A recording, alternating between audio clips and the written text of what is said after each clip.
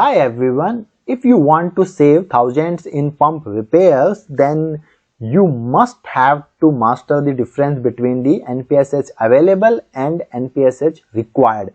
So it is the only thing standing between the smooth flow and the system catastrophe.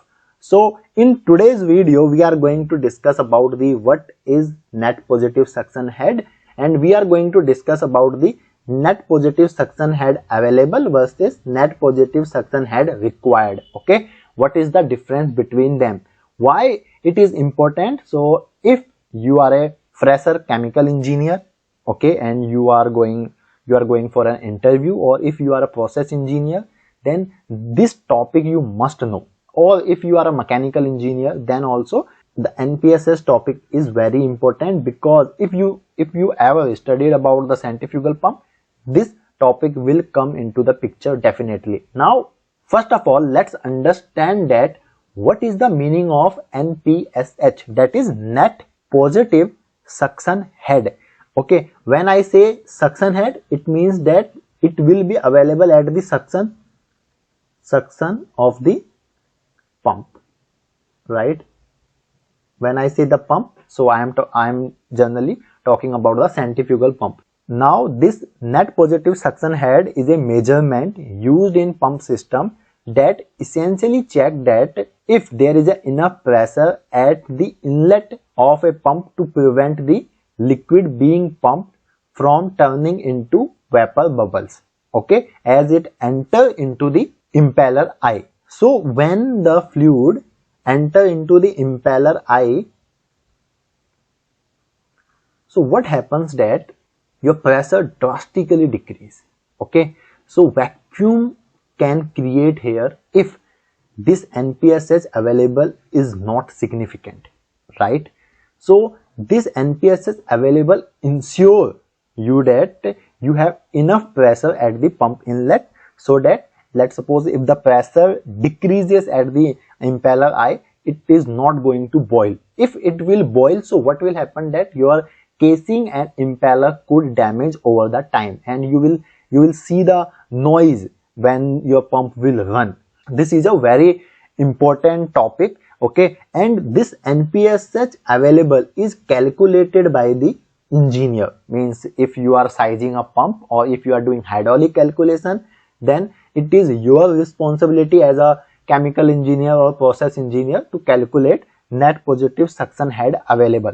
This is your property of your system, because you are sizing you are doing the complete hydraulic, okay, and it is the absolute pressure at the pump suction as we discussed minus the fluid's vapor pressure, okay, because you are why you are doing the subtraction of the fluid's vapor pressure, because you want that value which should be above your fluid's vapor pressure at that temperature, at any particular temperature, and it is the energy you have available to prevent the fluid from boiling. Now if the boiling will happen, what will happen? Simply your pump will not operate properly, okay, and over the time your casing will be damaged, your pump impeller will be damaged, right? So that's why to calculate the NPSH available accurately is very important, and to know the concept of the NPSH available is very, very important. Now in short, if I talk about the what is NPSHa, then you can simply say the actual amount of pressure margin available in the piping system at the pump inlet, okay, that is your NPSH available, right? Now as I have already told you that this is the system property that an engineer calculate. As a process engineer, you will have to calculate it, okay.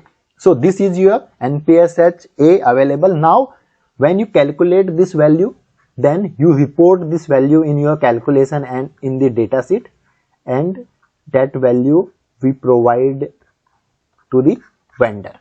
Now there is another important value, that is NPSHr, that is required. R means required, okay, net positive suction head required. This is the property of the pump. Why?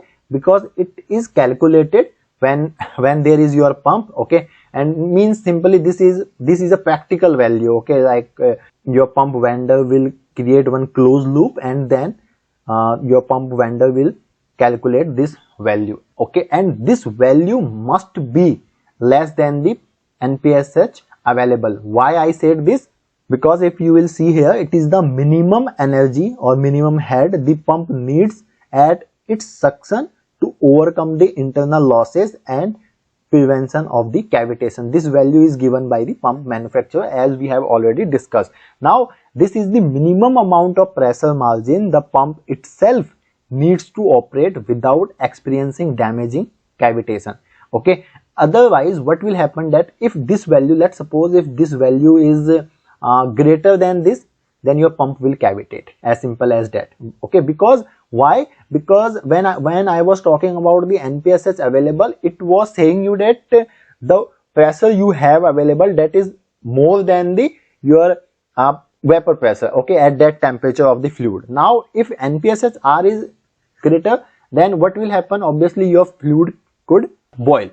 Okay, so as a thumb rule, what you can understand, this NPSH available should be greater than the NPSHr. Okay, and always take a margin. That is very, very important.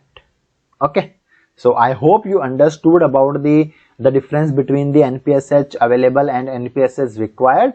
If you have any doubt in this video, please let me in the comments box. I will definitely clear your doubt as soon as possible. So that's all for the today's video. Thanks for watching. Keep learning. Thank you.